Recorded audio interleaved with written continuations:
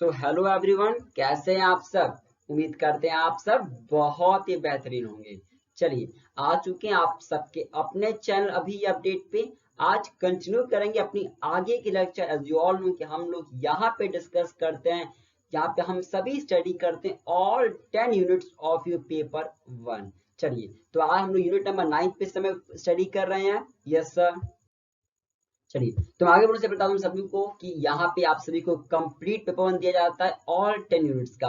And right now हम लोग unit number 9 पे हैं। एंड यूनिट नंबर 9 की आज लेक्चर नंबर 29 है। यानी कि अगर यूनिट 9 की बात करें तो इससे पहले इस यूनिट में हम लोगों ने 28 क्लासेस कर लिया है। अगर आपने किसी भी क्लास को मिस आउट किया है ना, तो लिंक डिस्क्रिप्शन बॉक्स में जाके चेकआउट करिए एंड सिस्टमैटिक तरीके से पढ़िए, जैसे आपकी तैयारी भी बेहतरीन हो और आप सभी के 5 क्वेश्चन इस यूनिट की गलत ना हो। एंड जब आप और 10 यूनिट्स हमारे साथ कर लेंगे ना, तो 50 में से 50 क्वेश्चन सही होने लगेंगे। जी हाँ, चलिए स्टार्ट करते हैं आज की बहुत इंपॉर्टेंट लेक्चर को। उससे पहले अगर आप चैनल पर नए हैं, चैनल को सब्सक्राइब करके बेल आइकन प्रेस कर दीजिएगा, जैसे आपको सभी अपडेट्स भी मिलते रहे यूजीसी इंटरनेट की एंड प्रिपरेशन भी आपके नंबर 1 हो जाए। चलिए स्टार्ट करते हैं आज की क्लास को। आज क्या हम सभी सीखेंगे ना, तो आज हम लोग अपनी इस क्लास के 29th लेक्चर पे आ चुके हैं, जहां हम लोग डिस्कस करेंगे इंटरनेशनल सोलर अलायंस के बारे में। तो थोड़ा सा पहले ओवरव्यू लेते हैं, समझते हैं ओवरव्यू में। देखिए क्या है, देखिएगा हमने पहले भी देखा सोलर अलायंस क्या होता है, यानी मिलके जब काम किया जाता है। अलायंस मतलब क्या, जब मिलके काम किया जाए ना तो उसे अलायंस कहते हैं। समझ रहे ना। सपोज कि आप और जैसे आप अपनी कुछ स्ट्रेंथ ले आए, मैं अपनी कुछ स्ट्रेंथ ले आऊं, अगर हम लोग मिलके काम करेंगे ना, तो this is what we call the alliance. क्या कहते हैं इसको, अलायंस कहते हैं। तो यहाँ पे वही बात होती है इंटरनेशनल सोलर अलायंस का। मैं आपको समझाता हूँ। देखिए है क्या, ये तो आप सभी जानते ही। अगर मैं आपको रिन्यूएबल सोर्सेज की बात करूं तो हम सभी जानते हैं कि हमारे हम बात करें रिन्यूएबल सोर्सेज का, तो रिन्यूएबल सोर्सेज के नाम पे हमारे पास क्या क्या है। अपने पास रिन्यूएबल की क्या, सोलर एनर्जी अपना होता है, अपना विंड एनर्जी होता है, अपना हाइड्रोइलेक्ट्रिक एनर्जी होता है एंड जियोथर्मल अपनी एनर्जी। सब अपने क्या है, ये सभी हमारे रिन्यूएबल एनर्जी है। सब क्या हमारे रिन्यूएबल एनर्जी है। अगर मैं आपसे अपनी कंट्री यानी अगर अपनी कंट्री इंडिया के बारे में बात करूं, तो इंडिया समझिएगा, इंडिया सिर्फ और सिर्फ 18 पॉइंट, पहले समझ लीजिएगा तब स्लाइड पढ़ेंगे, मैं आपको पहले एक्सप्लेन कर देता हूँ।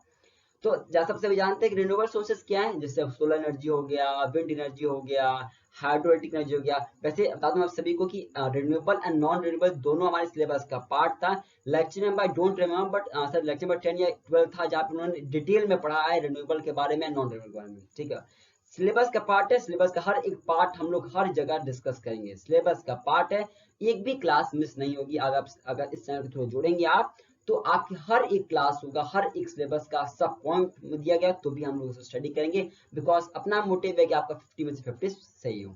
क्लियर है। चलिए, तो मैं बात करता हूँ जो हमारा सिलेबस का पार्ट है। तो हमारे यहाँ पे हम सभी इस समय डिस्कस करें इंटरनेशनल सोलर अलायंस। तो अगर मैं आपसे बात करूँ रिन्यूएबल का, तो रिन्यूएबल क्या, जैसे विंड एनर्जी हो गया, अपना जियोथर्मल हो गया, हाइड्रोइलेक्ट्रिक एनर्जी अपना हो गया। ठीक है ना, सभी हमारे क्या है, सभी हमारे सोलर, सभी हमारे रिन्यूएबल एनर्जी हैं। अगर मैं आपसे अपनी कंट्री इंडिया के बारे में बात करूं, तो इंडिया जो अपना है ना, इंडिया 18.5%, कितना, सिर्फ और सिर्फ 18.5% इंडिया की जो टोटल एनर्जी है, ये आती है रिन्यूएबल सोर्सेज से। एंड बची जितना भी हम लोग एनर्जी यूज करते हैं ना, ये सभी हमारा नॉन रिन्यूएबल से आ रहा है। समझ रहे ना। अब देखिएगा बचा कहाँ से आ रहा है, बचा हमारा आ रहा है नॉन रिन्यूएबल से आ रहा है। एंड हम किस पे डिपेंड है, अब क्योंकि देखिए हमारे पास तो सिर्फ 18.5 की एनर्जी है रिन्यूएबल से, एंड बचा चीज हम लोग कहाँ से ले रहे हैं, नॉन रिन्यूएबल से ले रहे हैं। तो इसका मतलब ये कि हमें, जी हाँ, हमें डिपेंड होना पड़ता है दूसरी कंट्रीज पे, जैसे हम अपने काम को, हम अपनी चीजों को कंप्लीट कर पाए। यानी हम डिपेंड किस पे, हम डिपेंड है इंटरनेशनल एनर्जी सोर्सेस पे, हम सभी डेवलप्ड हैं। क्लियर है। Yes sir. अब देखिएगा, तो अगर मैं कहूं आपसे हम डिपेंड हैं दूसरे कंट्री पे, यानी कि हम दूसरे पे डिपेंड हैं, तो हमें उनसे लेना पड़ता है। जब हम उनसे लेते हैं तो प्रॉब्लम होता है। प्रॉब्लम क्या, कॉस्ट लगता है। क्या लगता है, कॉस्ट लगता है। तो कॉस्ट ना लगे, कॉस्ट कम लगे, हमारा काम सस्टेनेबल नेचर का, इसीलिए हमने इंटरनेशनल सोलर अलायंस लाया है। बैकग्राउंड समझ रहे हैं, मैं फिर से रिपीट करता हूँ। इंडिया के जो टोटल एनर्जी है उसमें सिर्फ 18.5% एनर्जी कहाँ से आती है इंडिया की, रिन्यूएबल से आती है। बची एनर्जी सोर्सेस कहाँ से हमारी आती है, नॉन रिन्यूएबल से। क्लियर है। अब हम किस पे डिपेंड है, हम किस पे डिपेंड है, हम डिपेंड है डेवलप्ड कंट्रीज पे डिपेंड है। अब क्योंकि हम डेवलप्ड कंट्रीज पे डिपेंड है तो हमारे लिए महंगा पड़ता है, तो हमें खरीदना पड़ता है, तो कॉस्ट इफेक्टिव कॉस्ट पड़ जाता है हमारा। क्लियर है। सस्टेनेबल नहीं हो पाता, तो उसको सस्टेनेबल करने के लिए कॉस्ट कम लगे, इन सभी चीजों के लिए हम इंटरनेशनल सोलर अलायंस की ओर मूव ऑन कर रहे हैं। मेरी बात समझ रहे हैं। And not only us, not only our country, maximum जो डेवलपिंग कंट्रीज है ना, मैक्सिमम जो डेवलपिंग कंट्रीज हैं उनको ऐसा करना पड़ता है। क्लियर है। Yes sir. अब देखिएगा, तो मैंने क्या बताया, इंडिया मूव ऑन कर रहा है। अब समझिएगा इंटरनेशनल सोलर अलायंस में सबसे मेन पार्ट क्या है। इसके लिए हमारे जो प्राइम मिनिस्टर इस समय है श्री नरेंद्र मोदी जी, तो हमारे जो इस समय राइट नाउ जो हमारे प्रेजेंट के प्राइम मिनिस्टर हैं नरेंद्र मोदी जी, एंड जो फॉर्मर प्रेसिडेंट कहाँ के, फ्रांस के, नाम बोलेंगे, फ्रांसिकोइस। ठीक है। तो इंडिया के prime minister Narendra Modi and France के जो प्रेसिडेंट, इन लोगों ने मिलके क्या किया है ना, मिलके एक सोलर अलायंस बनाया, यानी कि अलायंस बना मिलके काम करना। तो इंडिया के prime minister Narendra Modi ji and the France के प्रेसिडेंट दैट इज जो फ्रांसिस जो फॉर्मर थे पहले के थे, उन्होंने मिलके क्या किया, उन्होंने फाउंडेशन रखा इस अलायंस का, जिसे हम सभी इंटरनेशनल सोलर अलायंस कहते हैं। ताकि आप सभी को क्यों रखा गया है, ये इसका मेन अलायंस का काम क्या है ना, कि एनर्जी सोर्सेस को बढ़ाना। एनर्जी की जो सोर्सेस इस समय है ना ऑल ओवर वर्ल्ड में, इंडिया में, एवरी कंट्री में, इसको बढ़ाने के लिए इंटरनेशनल सोलर अलायंस किया गया है। क्लियर है सर। तो आप सभी को जो हमारे prime minister Narendra Modi ji and जो फॉर्मर प्रेसिडेंट फ्रांस के हैं, ठीक है, तो इन्होंने इसका अपना फाउंडेशन रखा है। और इसकी जो फाउंडेशन कब रखा गया है, तो इसका फाउंडेशन रखा गया, ध्यान रखिएगा, इसका फाउंडेशन रखा गया था आज से ठीक 5 इयर्स पहले। दैट मीन्स कि 25 जनवरी 2016 को रखा गया था। लेकिन इसमें पहली मीटिंग कब हुई है, इसमें पहली जो समिट हुआ, जो पहला मीटिंग हुआ, वो 2018 में अपनी कंट्री न्यू दिल्ली में हुआ है। मेरी बात समझ में आ गया, इसका समझ में आ गया। तो इतना पहले रीड ऑन करते हैं, फिर लोग आगे बढ़ेंगे। ठीक है ना। एक एक वर्ड इंपॉर्टेंट एग्जामिनेशन में सीधा उठ के आने वाला क्वेश्चन है। देखिए अभी तक हमने क्या क्या सीख लिया, हमने ये सीख लिया, पहले इसको रीड ऑन करते हैं फिर हम आगे बढ़ेंगे। यहाँ पे देखिएगा, ये देखिएगा हमने क्या क्या पढ़ लिया। हमने देख लिया यहाँ पे कि रिन्यूएबल सोर्सेस क्या क्या अपना है, सोलर एनर्जी अपना है, विंड एनर्जी अपना है, hydroelectric energy and geothermal energy. Clear. Yes sir. फिर हमने ये देखा कि इंडिया क्या करता है, 18.5 इंडिया टोटल एनर्जी जनरेट करता है, कहाँ से, रिन्यूएबल से आ रहा है। एंड बची एनर्जी कहाँ से, हम किस पे डिपेंड है, हम डिपेंड है नॉन रिन्यूएबल पे डिपेंड है। अब हमें डिपेंड होना पड़ता है किसके लिए, हमें डिपेंड होना पड़ता है दूसरे कंट्रीज पे, डिपेंड होना पड़ता है दूसरे कंट्रीज पे। ठीक है। सो दैट जैसे हम लोग डेवलपिंग नेशन से डेवलप्ड क्यों मिल पाए, लेकिन जब हम डेवलपिंग से डेवलप्ड क्यों मूव ऑन करते तो हमारे लिए कॉस्ट लगता है, प्रॉब्लम होता है। क्लियर होता है। Yes sir. तो इसको दूर करने के लिए क्या किया गया, इसको दूर करने के लिए हमारे prime minister Narendra Modi and the former president कहाँ के, फ्रांस के, मिस्टर फ्रांसुस होलांडे ने क्या किया, ज्वाइंटली इन्होंने क्या किया, ज्वाइंटली इन्होंने ले डाउन किया किस चीज का, फाउंडेशन रखा है इस अलायंस का, जिसका नाम है इंटरनेशनल सोलर अलायंस। कब, किस दिन, 25 जनवरी 2016 को। डेट भी इंपॉर्टेंट है, ध्यान रखिएगा। पहला मीटिंग कब हुआ है, पहला मीटिंग था मैंने आप सभी को, पहला मीटिंग 11 मार्च 2018 को न्यू दिल्ली में इसका करवाया गया था। तो यहाँ तक हमने सीख लिया। देखिए यहाँ तक में क्या क्या क्वेश्चन आ सकते हैं, हम लोग रोज क्लास में ये ना करते हैं, पहले पढ़ते हैं, ओवरव्यू देखते हैं, फिर स्लाइड्स पढ़ते हैं, फिर उसके बाद क्या करते हैं, फिर देखते हैं कि यहाँ से क्वेश्चन क्या क्या बन सकता है। क्योंकि देखिए हम लोग पढ़ तो बहुत कुछ लेते हैं, हमें ये पता नहीं चल पाता ना कि आखिर यहाँ से क्वेश्चन कैसे आ सकते हैं। तो देखिएगा यहाँ से क्या क्या क्वेश्चन आ सकता है। पहले तो ये आ सकता है कि इंडिया कितना जनरेट करता है रिन्यूएबल से, 18.5%। नंबर 2 आ सकता है यहाँ से क्वेश्चन क्या, कि ये किन दो कह सकते हैं किन दो कंट्रीज के बीच में समझौता हुआ है, तो क्या होगा, इंडिया एंड फ्रांस। इंडिया के कौन, प्राइम मिनिस्टर बोलेंगे नाम, प्राइम मिनिस्टर राइट नाउ कौन, अपने नरेंद्र मोदी जी। एंड प्रेसिडेंट कहाँ के, फ्रांस के, नाम बोलेंगे फ्रांसिस, मिस्टर फ्रांसिस। ठीक है। मिलके इन्होंने काम किया, किसका इन्होंने बेस फाउंडेशन रखा है। मेरे साथ बोलते रहिएगा, मेरे साथ बोलते रहिएगा तो आपको भी याद हो जाएगा। ठीक है ना। तो किसका उन्होंने फाउंडेशन रखा है, इन्होंने फाउंडेशन रखा है इंटरनेशनल सोलर अलायंस का। यहाँ से क्वेश्चन आ सकता है आप सभी का कि किस दिन रखा गया था, तो 25 जनवरी को रखा गया था 2016 को। पहला मीटिंग कब हुआ है, बोलेंगे मेरे साथ में, 2018 में। कहाँ पे, न्यू दिल्ली में। क्लियर है। क्लियर। आगे बढ़े फिर। Yes sir. आप समझिएगा सबसे मेन पार्ट जो इस टॉपिक का है, जो इंटरनेशनल सोलर अलायंस है ना, इसके अंदर में कितनी कंट्रीज आती है, इसके अंदर में 121 कंट्रीज आती हैं, ठीक है ना। अब इसमें से जो मैक्सिमम कंट्रीज हैं, समझिएगा, इसमें से जो मैक्सिमम कंट्रीज है ना, वो Tropic of Cancer and Tropic of Capricorn की हैं। मैक्सिमम कंट्रीज कहाँ की इसमें, इसमें मैक्सिमम कंट्रीज अपनी है Tropic of Cancer and Tropic of Capricorn की। क्यों, क्योंकि वहां से सन का जो डिस्टेंस है ना वो बहुत ही कम है। अब सन का अगर डिस्टेंस कम रहेगा topic of Cancer and Capricorn से, इसका मतलब कि सूर्य की रोशनी उनके पास ज्यादा पहुंचेगी, ज्यादा पहुंचेगी तो ज्यादा वो इस चीज को गेन कर पाएंगे। समझ रहे ना, देखिए यही बात यहाँ पे हमें क्या करना है कि हम रिन्यूएबल पे डिपेंड है, सिर्फ हमारे पास रिन्यूएबल 18.5% है और हम डिपेंड है नॉन रिन्यूएबल पे। तो कुछ ऐसा करें ना, कुछ ऐसा किया जाए कि हमारे पास रिन्यूएबल सोर्सेस बढ़े, क्या हो, बढ़े, ठीक है ना। जैसा तो कितनी कंट्रीज है, 121 कंट्रीज है। तो इसमें सबसे ज्यादा कौन कंट्रीज हैं, जो countries topic of Cancer and topic of Capricorn के पास पड़ जाती है। क्यों, क्योंकि ये जो ऐसी ये दो जगह आपका जहाँ पे क्या सूरज की रोशनी, सन की डिस्टेंस क्या बहुत ही कम है, क्लियर। और सोलर एनर्जी आपकी आराम से मिलती है और पूरी लाइफ टाइम मिलती है, पूरे ईयर भर रहती है, थ्रू आउट द ईयर रहती है। कितना बेहतर है। अब समझिएगा, इस अलायंस के अंदर में, जो अपना अलायंस इंटरनेशनल सोलर अलायंस, इसके अंदर में हमने टारगेट सेट किया है कि कम से कम कितना कितना कितना हमने टारगेट सेट किया है कि 2030 तक पूरे ऑल ओवर वर्ल्ड में कितना 1 TW का सोलर एनर्जी हो जाना चाहिए। मेरी बात समझ में आ गई, कितना 1 टेरावाट का अपना यहाँ पे क्या होना चाहिए, अपना सोलर एनर्जी 2030 तक अपना हो जाना चाहिए। तो देखिएगा वर्ल्ड में क्या रखा गया, वर्ल्ड के लिए रखा गया था, एक से मैं दिखा देता हूँ। हाँ, तो वर्ल्ड के लिए क्या रखा गया, वर्ल्ड के लिए रखा गया है 1 TW। और आपको मैं बता दूं इंडिया में कितना चाहते हैं, इंडिया में चाहते हैं इसका 1/10, समझ रहे हैं। तो पूरे वर्ल्ड में कितना लोग सोचे हैं, वर्ल्ड में इन्होंने सोचा है कि at least we have to achieve in 2030 तक में, 2030 तक में 1 TW हमें सोलर एनर्जी को टारगेट अचीव करना है। और उसमें से इंडिया कितना, इंडिया के पास कितना, इंडिया के पास इसका ठीक 1/10 इंडिया के पास अपना हो जाना चाहिए। और इसके लिए लगातार वर्क किया जा रहा है, इसके लिए कंटिन्यूसली वर्क किया जा रहा है। Clear point, yes sir. अभी आगे बढ़े, यस सर। अब देखिए यहाँ पे कुछ यहाँ पे लिखा गया आप लोग सामने, कुछ ऑब्जेक्टिव सोलर अलायंस की, इससे क्या होगा, इससे देखिए क्या क्या होगा।